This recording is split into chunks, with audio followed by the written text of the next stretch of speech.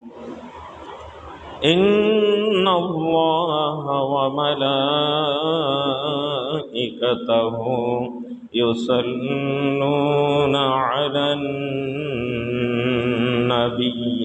يا أيها الذين آمنوا صلوا عليه وسلموا تسليما اللهم صل على محمد وعلى آل محمد كما صليت على إبراهيم وعلى آل إبراهيم إنك حميد مجيد اللهم بارك على محمد وعلى آل محمد كما باركت على إبراهيم وعلى آل إبراهيم إنك حميد مجيد সম্মানিত মুসল্লিগণ, সেই প্রভুর দরবারে লাখ কোটি শুকর আদায় করছি যে আল্লাহ রাব্বুল আলামিন পবিত্র জুমার দিনে জুমার নামাজ আদায়ের লক্ষ্যে মসজিদে আসার তৌফিক দান করেছেন। সকলেই জবান খুলে পড়ে আলহামদুলিল্লাহ। রব্বানা লাকাল হামদ হামদান কাসীরা তয়্যিবাম মুবারাকান ফি। শত কোটি দুরূদ ও সালাম সে নবী পাকের উপর যার সুন্নাহ বা তরিকার মধ্যে রয়েছে দুনিয়ার শান্তি, আখিরাতের কল্যাণ। নবীর উপর মোহাব্বত নিয়ে জবান খুলে সকলেই পড়ি সাল্লাল্লাহু আলাইহি ওয়াসাল্লাম। সম্মানিত মুসল্লিগণ, আমরা আমাদের আলোচ্য সূরা আনকাবুতের শুরু থেকে আমরা আলোচনা করছি। এখানে আল্লাহ রাব্বুল আলামিন ইরশাদ করেছেন যে মানুষকে এটা ধারণা করে যে আমরা বললাম আমান্না, আমরা ঈমান এনেছি, অহুম লা ইফতানুন, অথচ তাকে পরীক্ষা না করেই ছেড়ে দেওয়া হবে, তাকে অবকাশ দেওয়া হবে। তার অর্থ হচ্ছে যে যখন মানুষ ঈমান আনে তখন তার উপরে পরীক্ষা আসে, ঈমানি পরীক্ষা।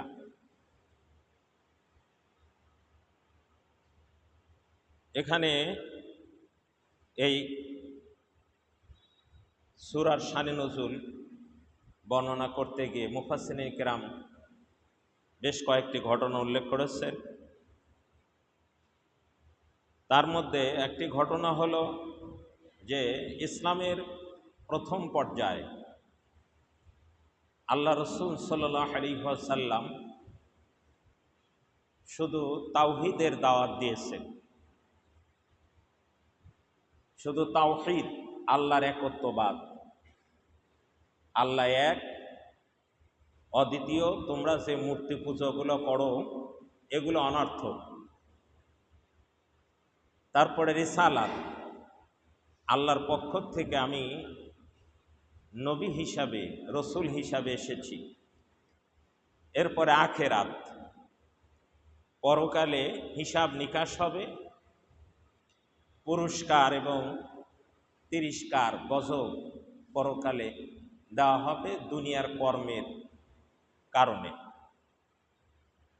তো যখন এই তাওহীদের দাওয়াত চলতে থাকে, রিসালাতের দাওয়াত চলতে থাকে, আখেরাতের দাওয়াত চলতে থাকে, তো তাওহীদ একত্ববাদ গ্রহণ করলে, রিসালাত, নবীকে রসুল হিসাবে মেনে নিলে, পরকালকে বিশ্বাস করলেই যেনারা করেছেন বাস। তারপরে আস্তে আস্তে আসে নামাজ, এরপরে আসে রোজা, তারপরে আসছে হজ, জাকাত। এগুলো যখন এক এক করে আল্লাহর পক্ষ থেকে ইমানদারদের উপর দায়িত্ব আসতে শুরু করে, তখন কিছু কিছু ইমানদারেরা, মানে নতুন মুসলিম তো, নতুন ইমানদার তো নামাজ পড়তে হবে, রোজা রাখতে হবে, এটা কষ্টকর মনে হয়। জাকাত দিতে হবে, মাল থেকে টাকা মানুষকে দেওয়া, নিজে কষ্ট করে উপার্জন করা, তার থেকে মানুষকে দেওয়া, এটা কষ্টকর মনে হয়। তখনই আল্লাহ রাব্বুল আলামিন সূরাটা নাজিল করলেন, আহাসিবান নাসু আন ইউতরাকু আন ইয়াকুলু আমান্না ওয়া হুম লা ইউফতানুন। মানুষেরা কি এটা ধারণা করে, হযরত আব্দুল্লাহ ইবনে আব্বাস রাদিয়াল্লাহু তাআলা আনহু রইসুল মুফাসসিরিন, তিনি এই নাস দ্বারা মক্কার ইমানদারদেরকে বুঝিয়েছে।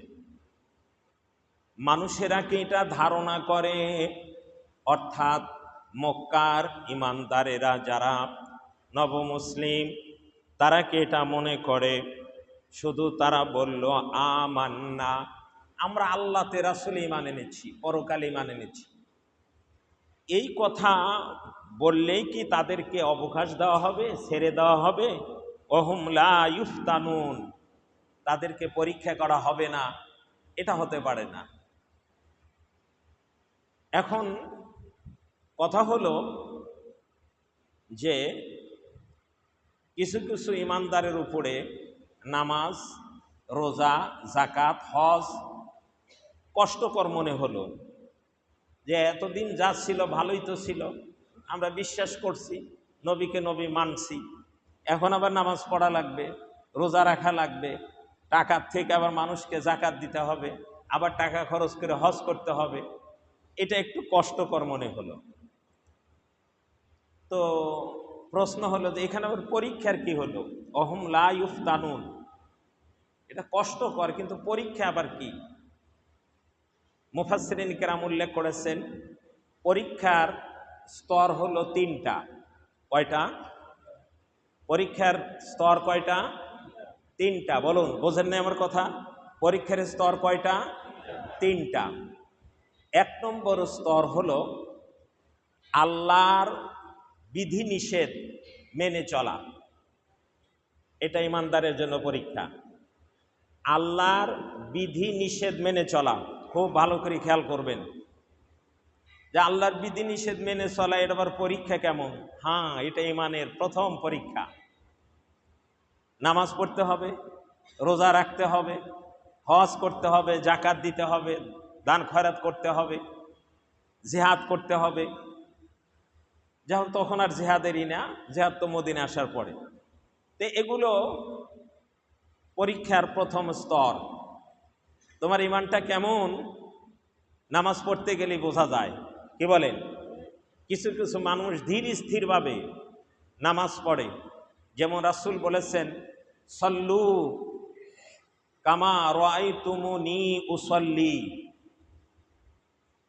রাসূল বলেছেন তোমরা সেইভাবে নামাজ পড়ো যেভাবে আমাকে নামাজ পড়তে দেখেছো। রাসূল কিভাবে নামাজ পড়েছেন? রাসূল নামাজে দাঁড়িয়ে গেছেন, সাহাবে কিরাম দেখছেন, সাহাবে কিরামও পড়ছেন। রাসূল নামাজে দাঁড়িয়ে গেছেন, সূরা কারায়াত পড়তেছেন, মাথার উপর পাখি বসে থাকতো, সাহাবে কিরাম পাখি মনে করতে একটা পিলার। আগে তো কাবা ঘরের ছাদ ছিল না, দাঁড়ায় থাকতো, আবার পাখি উড়ে যেত। আল্লাহ রাসূলের পা দুইটা ফুলে যেত, পা মোবারক ফুলে যেত, এত সময় নামাজে দাঁড়িয়ে থাকতেন। আর আমাদের নামাজ, ওরে সর্বনাশ, ঝটিকা ঝটিকা নামাজ। কোন রকম এত কষ্ট করে অজু করে, এই শীতের দিন অজু করে, মসজিদে আসে, ঘুম নষ্ট করে, দেখছি এর আগেও বলছিলাম, অজু করছে ঠান্ডা পানি দিয়ে, এই 2 রাকাত সুন্নত আর 2 রাকাত ফরজ পড়তে তার 3 মিনিটে শেষ, তাহলে 4 রাকাত নামাজ 3 মিনিটে শেষ। তাহলে চিন্তা করেন, এত কষ্ট করলো, 3 মিনিটের কাছে আর 3টা মিনিট যদি লাগাইতো তার নামাজটা ভালো হতো না? আরো একটু বেশি লাগলে আরো ভালো হতো। তাও তো আপাতত 4 রাকাতে 6 মিনিট লাগানোর দরকার ছিল। রাসূল ওইভাবে নামাজ পড়েন নাই তো। এই নামাজগুলো তো গত সময় বলছি, ফেরেশতারা পোটলা বাই দেয়া মুখে নিক্ষেপ করে দেয়।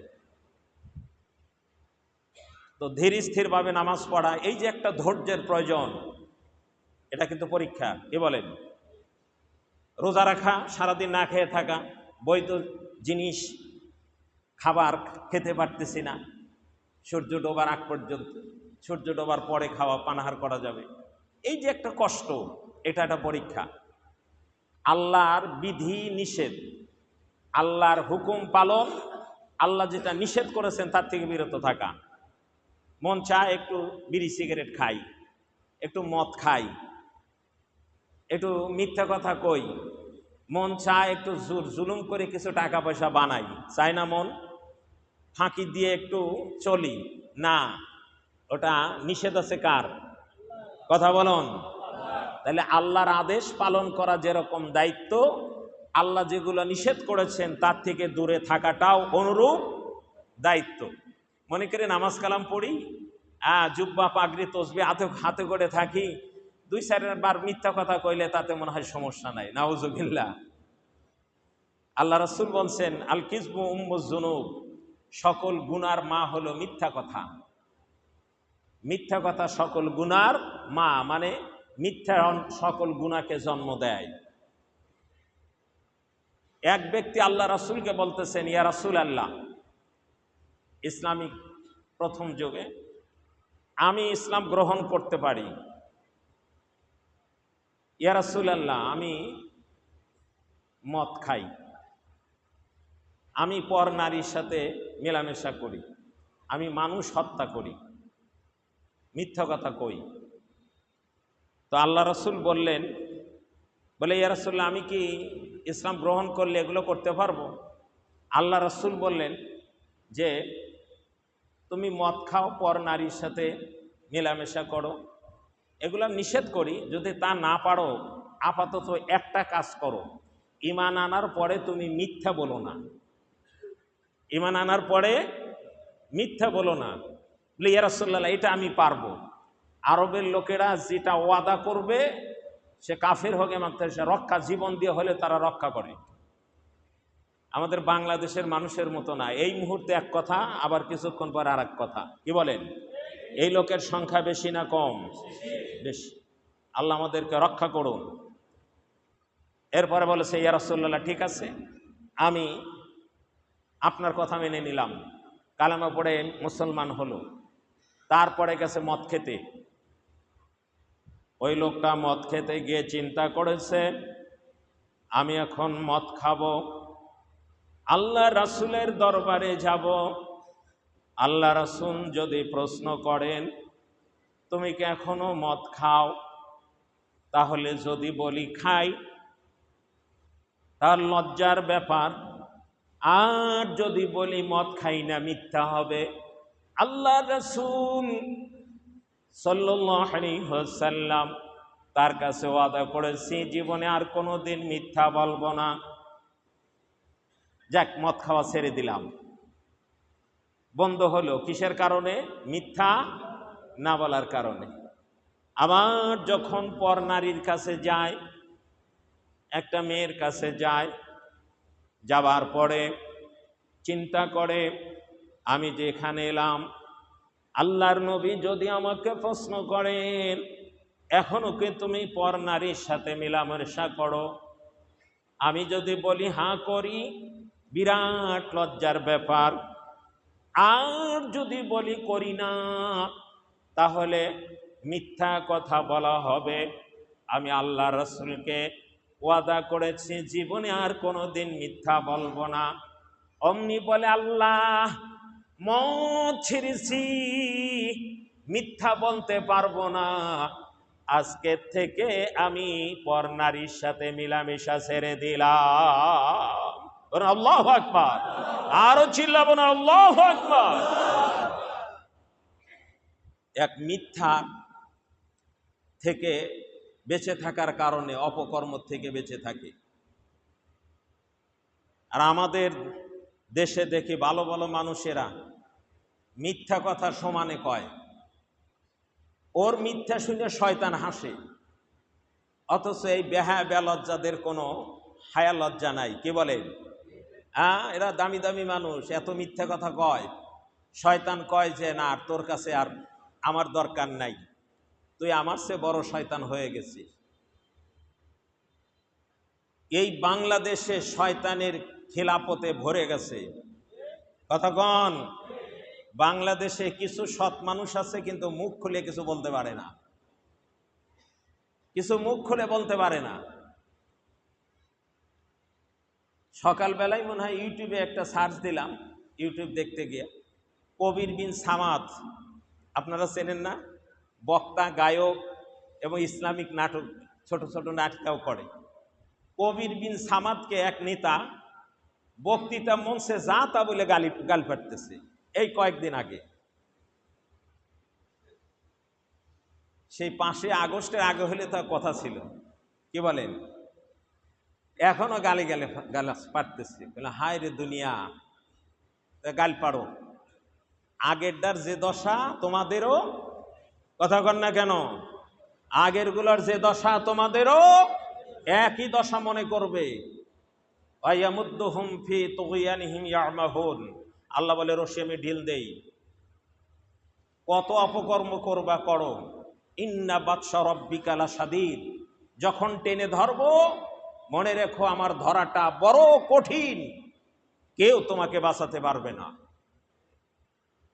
আমার ভাই জানাব্বা জানেরা, যা হোক, তাহলে 1 নম্বর হলো আল্লাহর বিধিনিষেধ মেনে চলা। আল্লাহ যেগুলো হুকুম করেছেন কাজগুলো করা, যেগুলো নিষেধ করেছেন তার থেকে বিরত থাকা।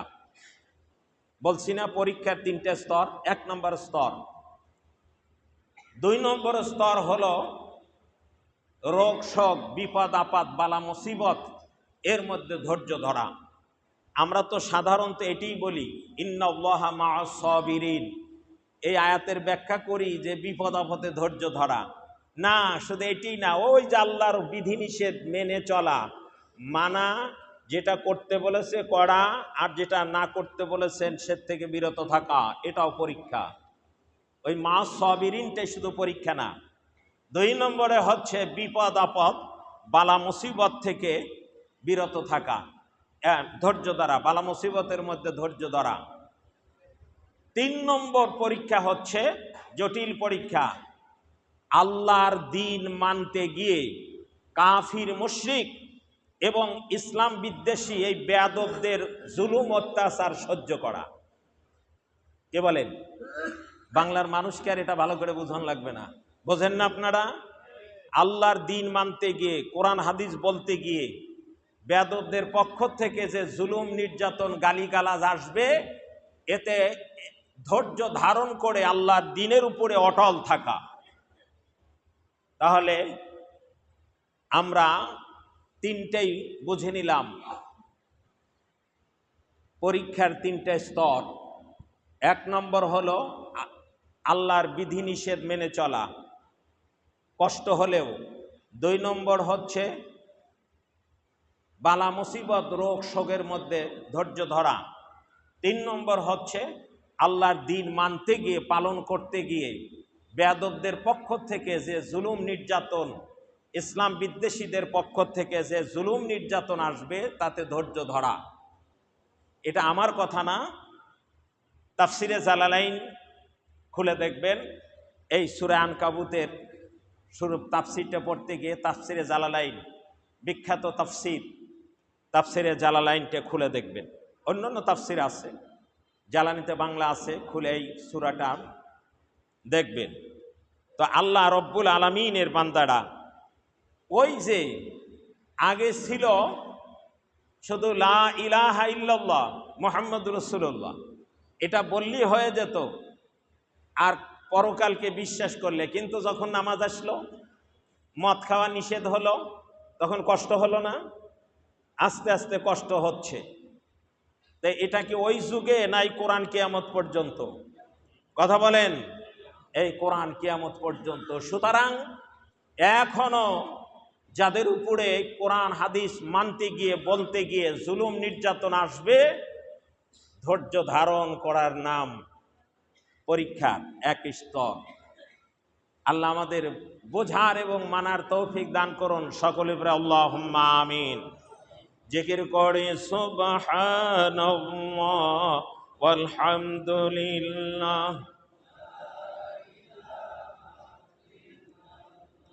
লা ইলাহা ইল্লাল্লাহ মুহাম্মাদুর রাসূলুল্লাহ। আল্লাহ পরীক্ষা করেন সূরা বাকারার 155 নম্বর 56 নম্বর আয়াতে।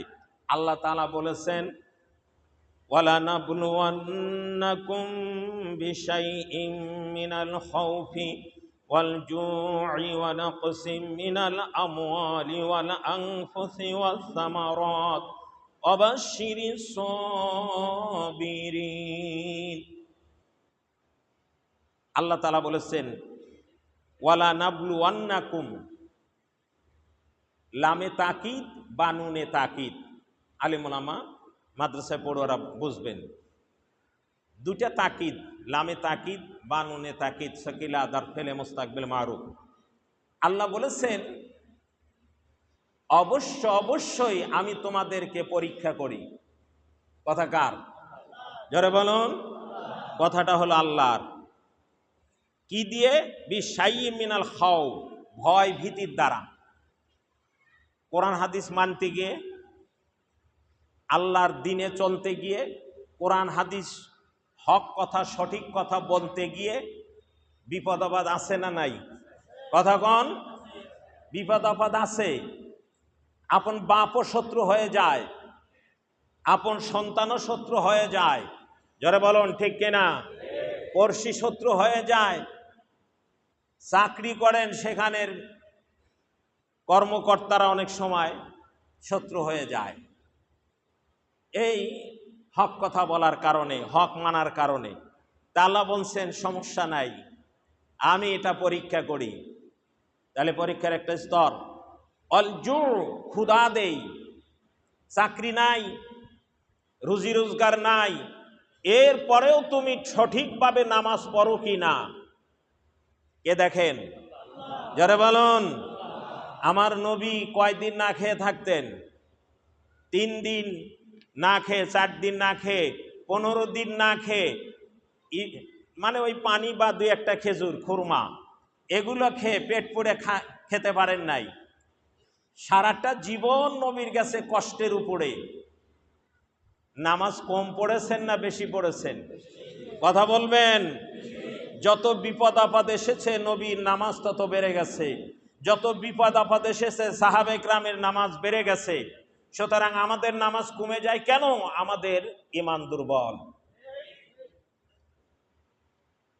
তো আল্লাহ রব্বুল আলামিন বলেছেন, বান্দা আমি অবশ্যই তোমাদের পরীক্ষা করি ক্ষুধা দিয়ে, ভয় দিয়ে, তারপরে ক্ষুধা দিয়ে, ও নাকসিম মিনাল আমওয়াল, ধন সম্পত্তি কমতি করে। ধন সম্পত্তি কম, ব্যবসা বাণিজ্যে উন্নতি নাই, চাকরি বাকরি উন্নতি নাই, ব্যবসায় লোকসান। আল্লাহ বলে এটা আমার পরীক্ষা, তুমি এতে করে আমি আল্লাহর ইবাদত ছেড়ে দাও কিনা আমি আল্লাহ দেখি। কথা কার? তারপরে হলো ওয়াল আনফুস, তোমাদের জীবন, ছেলে মারা গেছে, ভাই মারা গেছে, অমুকটা মারা গেছে, বিপদ ছাড়তেইছে না, মেয়ে মারা গেছে, বউ মারা গেছে, এই যে আত্মার ক্ষতি দিয়ে, জানের কমতি দিয়ে আল্লাহ বলে আমি পরীক্ষা করি। ওয়াস সামারাত, তোমাদের শস্য ফলাদি তোমরা ফলাও। পার্শ্বের লোকের ফসল খুব ভালো, আকাম কুকাম করে বেড়ায়, আর তুমি আল্লাহ বিল্লাহ করে বেড়াও, তোমার জমিতে ফসল কম। আল্লাহ কয় না দুঃখ করো না, সবুর এখতিয়ার করো, এটা আমি আল্লাহ তোমাকে পরীক্ষা করি। ব্যবসায়ীরা আছেন, চাকরিজীবী আছেন, ক্ষেত খামার যারা আবাদ করেন ভালো করে শুনে নেন, ধৈর্য হারা হওয়া যাবে না। আল্লাহ পরেই বলেছেন অবাশশিরিস সাবিরিন, হে নবী যেগুলো আমি বললাম ভয় ভীতি, দিন মানতে গিয়ে ভয় ভীতি, মার গালি। আরে কবির বিন সামাদকে এই কয়েকদিন 2 দিন না 3 দিন আগে বেচারা এমন একটা মানি মানুষ, তাকে যেসব অকথ্য ভাষায় গালি দিয়ে পারলো, খুব খারাপ লাগলো। এরা মানুষ নাকি এটা জানোয়ার? এটা কুকুরকে পোষ মানালেও সে মনিবকে সম্মান করে। কথাগণ, ওরা কুকুরের চেয়েও নিকৃষ্ট। ইউটিউবে সার্চ দিয়ে দেখবেন।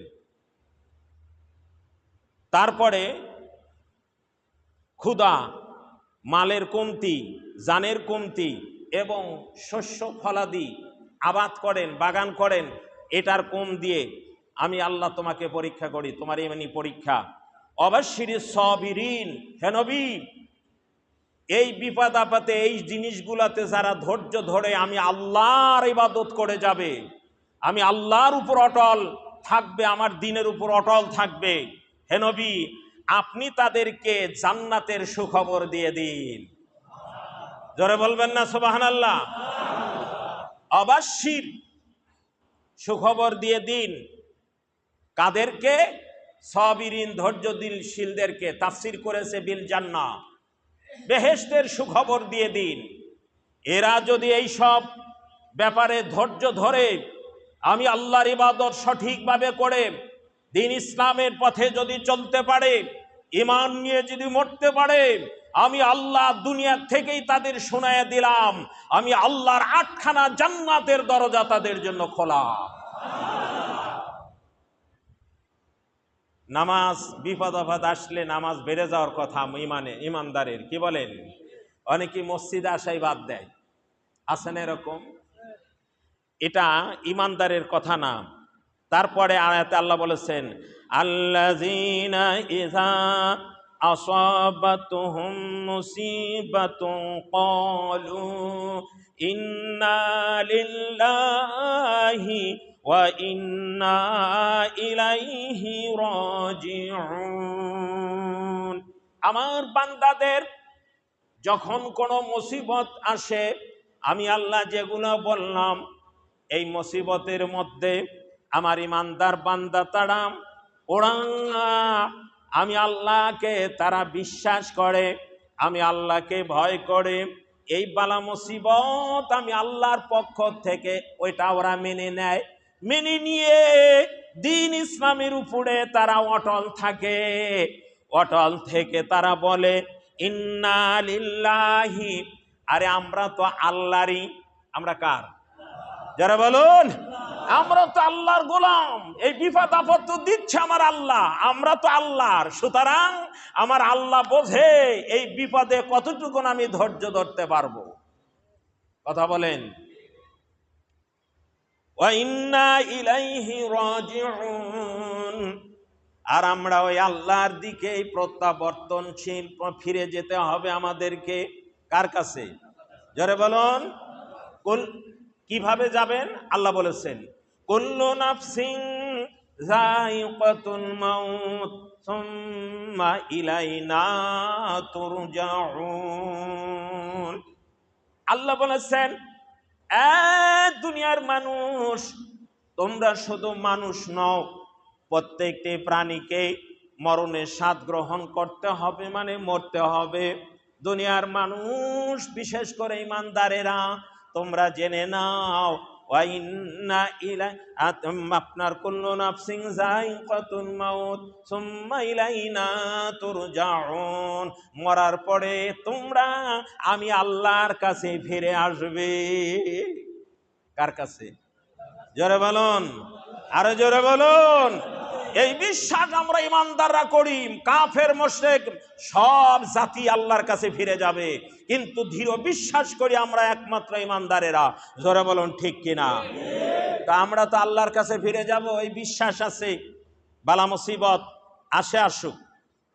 এরপরে আল্লাহ তাআলা সূরা মুহাম্মদ সাল্লাল্লাহু আলাইহি ওয়াসাল্লাম বলেছেন, সূরা মুহাম্মাদে ওয়ালা নাবলুয়ান্নাকুম অবশ্যই আমি আল্লাহ তোমাদের পরীক্ষা করি ওই যে আগের ওই জিনিসগুলা দিয়ে। কি দিয়ে?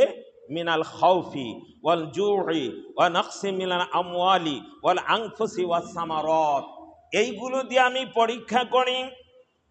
কেন? হাত্তা না'লামাল মুজাহিদিন মিনকুম ওয়াস-সাবিরিন, তোমাদের মধ্যে কোন ব্যক্তি এই পরীক্ষার মধ্যে পড়েও আমি আল্লাহকে তোমরা ভুলে যাও না, আমি আল্লাহর ব্যাপারে, আমার দ্বীনের ব্যাপারে তোমরা মুজাহিদ প্রচেষ্টা চালিয়ে যাও। এই জিহাদ বলতে শুধু ধর্ম জিহাদই না, আত্মার জিহাদ। মন চায় খারাপ কাজ করতে কিন্তু না, মন চায় নামাজ না পড়তে কিন্তু না, নামাজ আল্লাহর হুকুম আমাকে পড়তেই হবে। এটা হলো জিহাদ, এটাও এক প্রকার জিহাদ।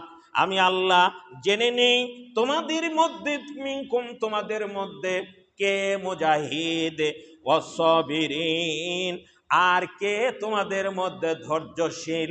এত বিপদ আপদের পরেও আমি আল্লাহকে ভুলে যাও না, আমি আল্লাহর দিনকে তোমরা ভুলে যাও না। আপনার ফাঁসির কাষ্টে ঝুলে পড়ো, জীবন দিয়াও আমি আল্লাহর দিনকে ছাড়ো না। আমার সাহাবায়ে কেরাম জীবন দিয়েছে, আল্লাহর নবীর সাহাবারা জীবন দিয়েছে, আর তারা কিন্তু ইসলাম থেকে পিছপা হয় নাই। কত কষ্ট করেছে। বেলাল রাদিয়াল্লাহু তাআলা আনহুর ঘটনা আপনারা জানেন। হাবশী গোলাম বেলাল রাদিয়াল্লাহু তাআলা আনহু ইসলামের প্রথম ঝলকে ইসলাম গ্রহণ করে। ইতিহাস জানেন, বেলাল রাদিয়াল্লাহু তাআলা আনহুর মনিব হচ্ছে উমাইয়া ইবনে খাল।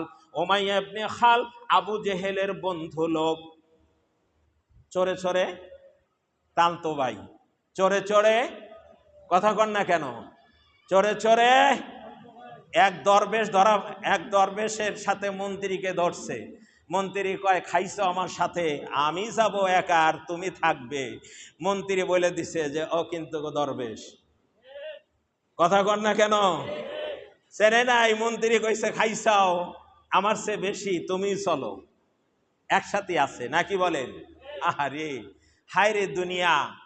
কিন্তু একজন ইমানদার নিজে বিপদে পড়লেও আর এক ভাইকে সে জীবন দিয়ে হলে রক্ষা করে, এই হচ্ছে ইমানদার। জোরে বলুন। আমার ভাইজান আব্বা জানেরাম, আল্লাহ রব্বুল আলামিন বলেছেন আমি তোমাদেরকে অবশ্যই পরীক্ষা করি, কে তোমাদের মধ্যে বিপদ আপদের মধ্যেও আমি আল্লাহর দ্বীনের উপর অটল থেকে প্রচেষ্টা চালিয়ে যাও। আমি আল্লাহর দ্বীন মানো, কষ্ট হলেও তোমরা ছাড়ো না। ওয়াস-সাবিরিন, এবং তোমরা ধৈর্য ধারণ করো। ওয়া নাবলুয়া আখবারাকুম, আর আমি পরীক্ষা করি তোমাদের খবরাখবর যা আছে এটাকে জানানোর জন্য আমি পরীক্ষা করি।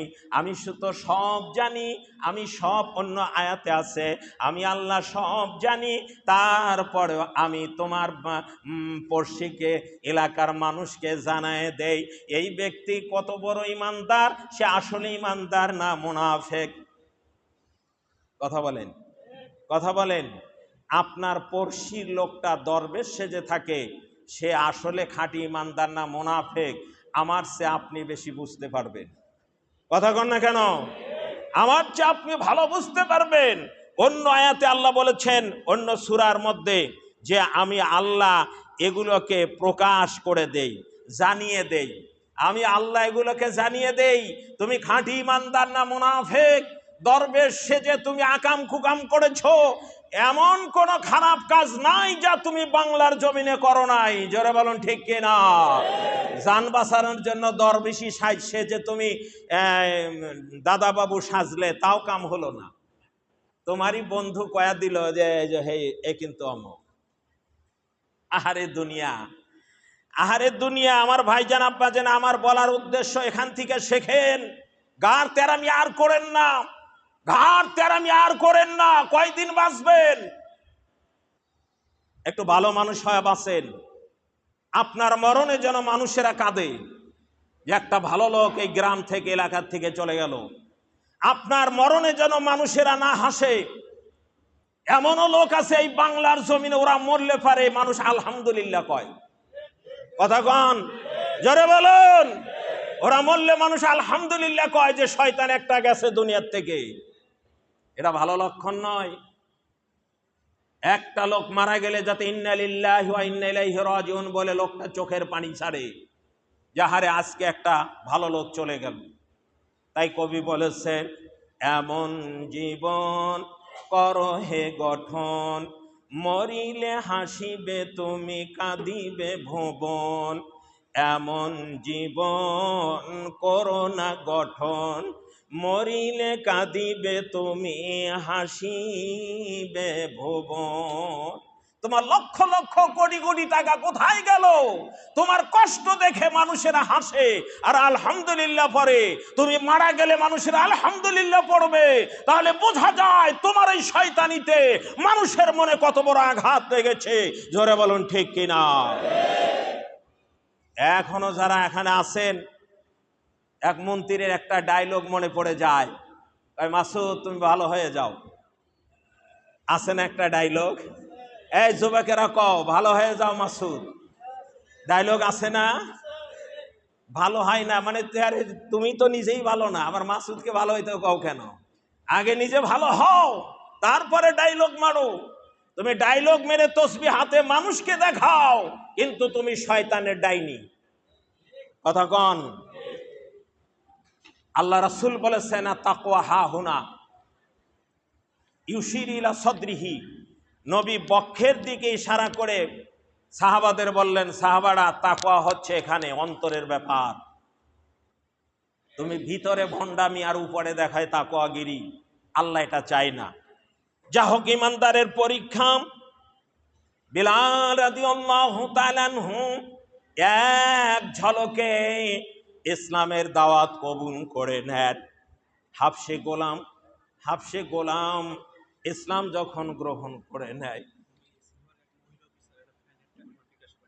আলহামদুলিল্লাহ, সিলভারের এক মহিলা অফিসার একটা ফ্যানের টাকা মানোয়ারের বিকাশে পাঠিয়ে দিয়েছে। আলহামদুলিল্লাহ পড়ুন, আল্লাহ দান কবুল করো। আল্লাহ তার বাপ মা দাদা দাদি নানা নামাই মুরব্বী যারা কবরে গেছে মাফ করো, যারা বেঁচে আছে হায়াত বাড়িয়ে দাও। ছেলে মেয়ে আহাল পরিবার আল্লাহ সকলকে তুমি হায়াত বাড়িয়ে দেন, ইমান আমলে বরকত দাও। সকলেই পড়ুন আমিন। দোতলায় চলে যান, তিনতলায় চলে যান। তিনতলায় বারান্দায় জায়গা করা আছে, পরিষ্কার করা হয়েছে, ওখানে বসতে পারেন। 500 টাকা কে দিল? মজ্জিম ভাই 500 টাকা। আল্লাহ দান কবুল করো। আল্লাহ তার বাপ মা দাদা নয় মুরব্বী সকলের রুহের মাগফিরাত নসিব করো। যারা বেঁচে আছে হাত বাড়াইয়ে দাও, ইমান আমলে বরকত দাও। সকলে ফিরে আল্লাহুম্মা আমিন। আল্লাহর এক বান্দা সিলভার লাইনের ভাই ইব্রাহিম খলিল, আমার মসজিদে রেগুলার মুসল্লি, খুব ভালো আমলধারী, আলহামদুলিল্লাহ করি। একটা ফ্যানের জন্য তার বাবা আগে মারা গেছে, তার মাটা কিছুদিন আগে মারা গেছে, তো আমরা দোয়াও করেছি। একটা ফ্যানের জন্য 3,500 টাকা। আল্লাহ দান কবুল করে, এটা আলাদা রাখেন, ওটা আলাদা আপনার কাছে রাখেন, ফ্যানেরটা আলাদা রাখেন। আল্লাহ তুমি দান কবুল করে নাও। আল্লাহ তার মা বাবা দাদা দাদি নানা নানি ময় মুরব্বী সকলের কবরে যা মাফ করো। সকল পড়ান আমিন। সজল, হ্যাঁ দিছে না, সজল ফ্যানের টাকা দেওয়ার কথা দিয়ে দিচ্ছেন, আলহামদুলিল্লাহ। আল্লাহ দান কবুল করো। আল্লাহ ময় মুরব্বীর, আল্লাহ তার ময় মুরুহের মাক, এই মানোয়ার নিয়ে যাও, ময় মুরুহের মাকফিরাত নসিব করো। ছেলে মেয়ে আহাল পরিবারকে নেক হায়াত দান করো। তুমি এখানে বসো, সকলে ফিরে আল্লাহুম্মা আমিন। অর্থ সম্পদ কে দেন? আবার নেন কে? দেওয়ার মালিকও আল্লাহ, নেওয়ার মালিকও আল্লাহ। আমার ভাইজান আব্বা জানেরা, যেটা বলতেছিলাম, বিলাল রাদিয়াল্লাহু তাআলা আনহু ইসলাম গ্রহণ করার পরেই তার বিপদ আপদ শুরু হয়ে গেল। এর আগে তার বিপদ আপদ এতটা হয় নাই, ইসলাম গ্রহণ করার পরেই তার বিপদ আপদ শুরু হয়ে গেল। তাকে অত্যাচার, তাকে মার নির্যাতন, তাকে এমন অত্যাচার করে, মারধর করে, উত্তপ্ত বালুর মধ্যে চিৎ করে শোয়ায়ে, বুকের উপর পাথর দিয়ে তাকে বলা হয়, মুহাম্মদ সাল্লাল্লাহু আলাইহি ওয়াসাল্লাম, মুহাম্মাদের ধর্ম ছেড়ে দাও, কিন্তু বিলাল রাদিয়াল্লাহু তাআলা আনহু কষ্টের মধ্যেও আকাশের দিকে শাহাদত আঙ্গুলি তুলে বলে, আহাদ আহাদ আহাদ, আমি কাউকে মানি না, একমাত্র আল্লাহকে মানি, আমার জীবন চলে যায় যাক। জোরে বলবেন না সুবহানাল্লাহ।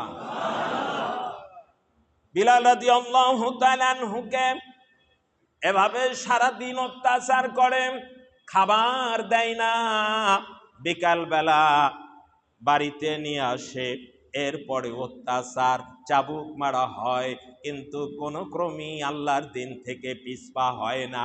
সুমাইয়াকে, আম্মারকে, ইয়াসিরকে, খাব্বাবকে আপনার এভাবে সাহাবাদেরকে অত্যাচার করে। এই যে পরীক্ষার পরাকাষ্ঠা, পরীক্ষার মধ্যে পড়ে ইমান হারা হয় নাই, মুসলিম জাতিকে উপহার দিয়েছে। ও মুসলিম জাতিরা, একটু বিপদের মধ্যে পড়ে ইমান হারা হয় না, সাহাবদের দিকে তাকাও।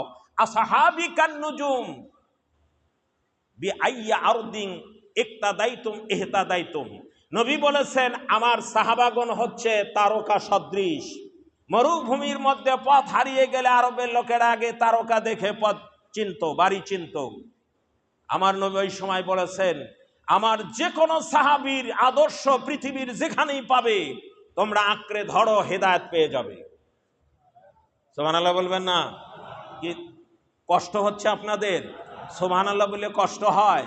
সুবহানাল্লাহ বলে নেকি হয় না গুনাহ হয়? কি রকম নেকি হয়?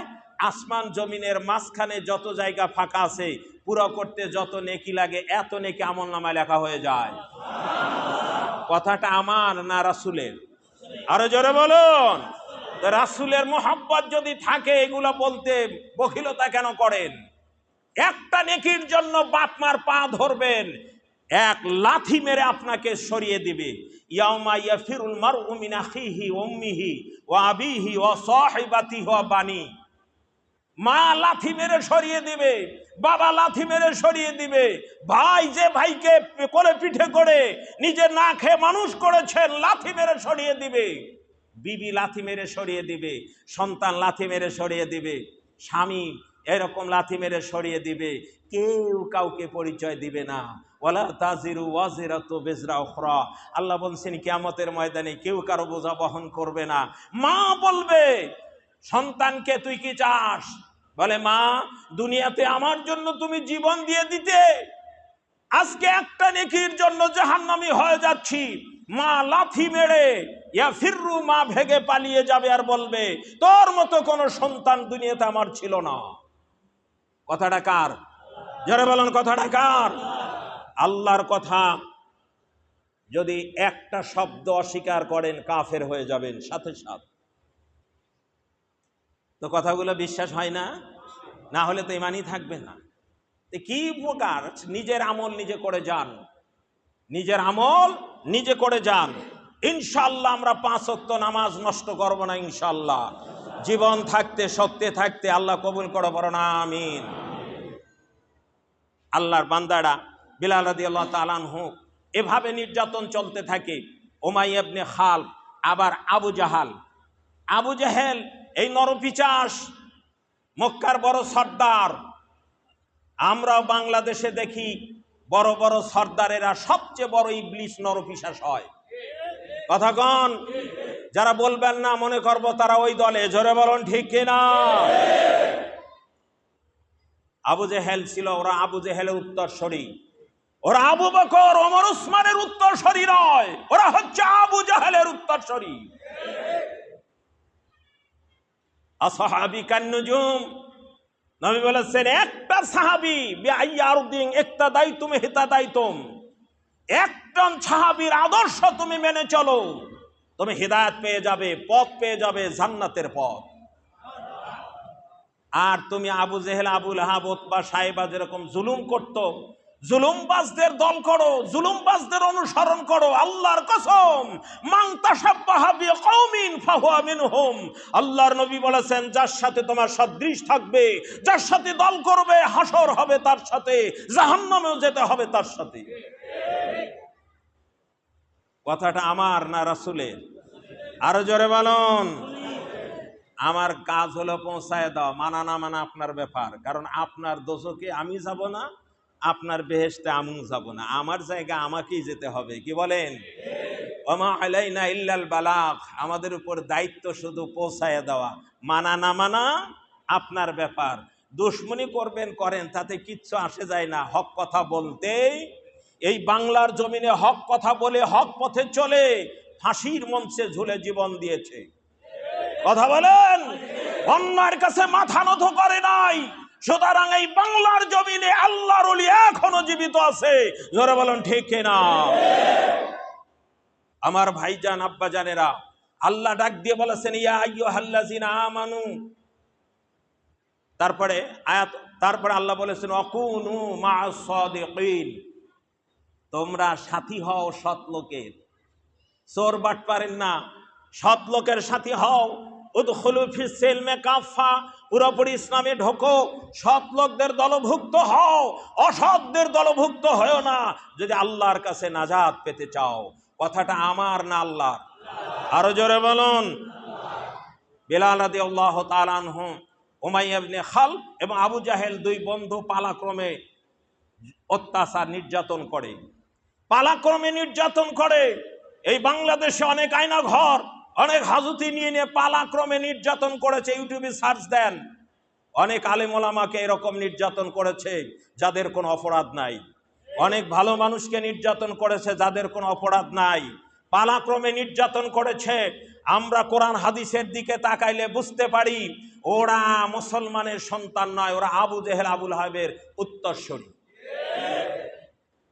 আমার ভাইজান আব্বাজানেরা, বিলাল রাদিয়াল্লাহু তাআলা আনহু এরপরে পালাক্রমে ও নির্যাতন করার পরেও তাকে দমাতে পারে নাই। উতবা সাহেব আবু জেহেল দমাতে পারে নাই। এরপরে আবু জেহেল আপনার উমাইয়া ইবনে খালদ, ওরা বুদ্ধি পরামর্শ করে, উমাইয়া ইবনে খালফের ট্যাটন বুদ্ধি ছিল, ওরা ছেলেদের গলায় বিলাল রাদিয়াল্লাহু তাআলা গলায় রশি বেঁধে, গলায়, হাত পায় না, গলায় রশি বেঁধে একটু লুজ করে দিয়ে রশি বেঁধে ছেলেদের হাতে দিয়ে দিত। ছেলেরা সারাদিন, সাইয়্যিদুনা ওমর রাদিয়াল্লাহু তাআলা আনহু বলেছেন আমাদের এক সর্দার, এক নেতা আর এক নেতাকে মুক্ত করে দিয়েছেন। সেই নেতা হলো আবু বকর, মুক্ত করে দিলেন বিলালকে। ওমর রাদিয়াল্লাহু তাআলা আনহু এই দুইজনকেই নিজেদের নেতা বলেছেন। সুবহানাল্লাহ বলবেন না? এই নেতার যে নির্যাতন, যে কষ্ট, ইসলাম থেকে দূরে সরানোর জন্য এখনো বাংলাদেশে মানুষদেরকে ইসলাম থেকে সরানোর জন্য চক্রান্ত এবং পায়তারা চলছে। জোরে বলুন। এই যে নারী নিয়ে একটা আইন পাশ করা হচ্ছে, আপনারা জানেন কি না? সম্ভবত হয়তো পাশ হওয়ার কথা না। যদি অন্তর্বর্তীকালীন সরকার জনগণের পালস বোঝে, এই বাংলাদেশের শতকরা 90-92 জন মুসলমান দল ভিন্ন করতে পারে, কিন্তু এরা ইসলামের ব্যাপারে প্রায় লোকই এক। কথা বলেন, দল ভিন্ন করতে পারে। কোরআন হাদিসের আইনে শতকরা 80 জন লোকেরা এক, 10-15 জন বাইরে থাকতে পারে, কিন্তু 80 জন লোক দ্বারা এক। এমনও আছে এরা জীবন দিতে প্রস্তুত, কিন্তু কোরআন হাদিসের বিরুদ্ধে অন্যায়কে মেনে নিতে প্রস্তুত নাই। জোরে বলুন ঠিক কিনা? আমরা রাজি আছি কিনা? হাত উঁচু করে দেখাও। আল্লাহ তুমি কবুল করো, সকলে পড়ুন আমিন। আমার ভাইজান আব্বাজানেরা, রশি লাগিয়ে সারাদিন টানতেছে, সারাদিন টানতেছে সাইয়্যিদুনা বিলাল রাদিয়াল্লাহু তাআলা আনহুকে। বাচ্চা কাচ্চা টানে, কেউ পাথর মারে, কেউ উপহাস করে। ও বাংলাদেশের মানুষেরা, তালতলি কেন্দ্রীয় মসজিদের আজকের এই মুসল্লিরা, এরকম অত্যাচার মার আমাদের উপর আসে নাই। আমরা এত দুর্বল হই কেন? ইসলামের বিজয় এই বাংলাদেশে একদিন আসবে ইনশাআল্লাহ। সেই দিন আর বেশি দূরে নয়। আল্লাহ আমাদের কবুল করুক, সকলে বলুন আমিন। এরপরে পালাক্রমে তাদেরকে নিয়ে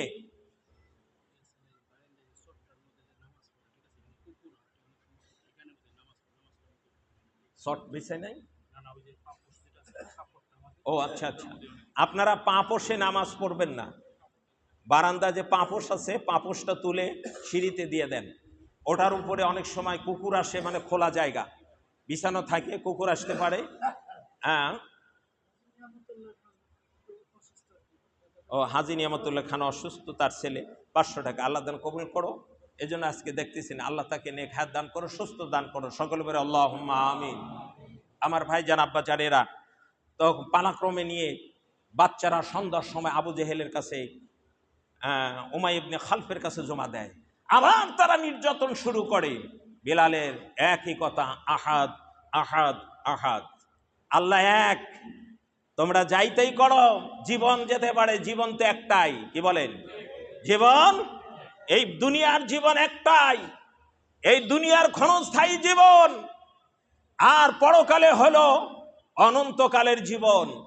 এই ক্ষণস্থায়ী কয়েকটা বছরের জীবনের জন্য অনন্তকালের সুখ আমি বিলাল হারাতে পারি না। আহাদ আহাদ, আমি এক আল্লাহকে মেনে নিয়েছি, জীবন গেলে ওই এক আল্লাহর উপর ঈমান রেখেই আমার জীবন চলে যাবে। আর জোরে বলুন ইনশাল্লাহ। আমরা চোর বাটপারের পক্ষে না সৎ লোকের পক্ষে? আরো জোরে বলুন। আল্লাহ তুমি কবুল করো, সকলে বলুন আমিন। এবার দেখা যাচ্ছে যে কষ্টের পর কষ্ট দিচ্ছে বিলাল রাদিয়াল্লাহু তাআলা আনহু, একটু পিছপা হন না।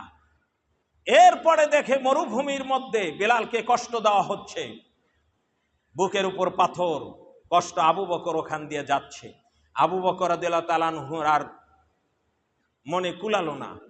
আল্লাহ রাসূল মাঝে মাঝে যেতেন আর বলতেন, বিলাল ধৈর্য ধারণ করো, আল্লাহর জান্নাত তোমার জন্য প্রস্তুত। আমি তাই বলতে চাই, বাংলার জমিনের মুসলমানেরা, এই কোরআনের পথে, সত্যের পথে ধৈর্য ধরে থাকুন। মার, জেল, জুলুম, গালি যতই আসুক, ইমানের উপর অটল থাকুন। আল্লাহর নবী সার্টিফাই করে গেছেন, বিলাল, আম্মার, ইয়াসির, এ সুমাইয়া, তোদের জন্য আল্লাহর জান্নাত রেডি আছে। ইন্তেকালের মরার পরেই আল্লাহর জান্নাতে যাবি।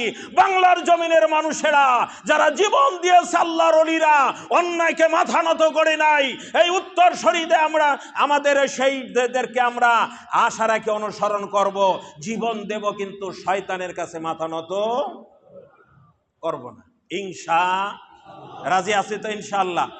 আল্লাহ আমাদের সকলকেই কবুল করুন, সকলে বলে আল্লাহুম্মা আমিন। ইনশাআল্লাহ আজকে এ পর্যন্তই। সামনে তো আলোচনা আপনারা যেটা ওই ফ্যানের যে দামটা দিতে চেয়েছিলেন, ফ্যানের টাকা যারা ই করে দিয়ে আর কিনে দিলে, আমি বলছি কিনে দিলে আপনার বিআরপিটা দিলে, বিআরপিটা ভালো হয়।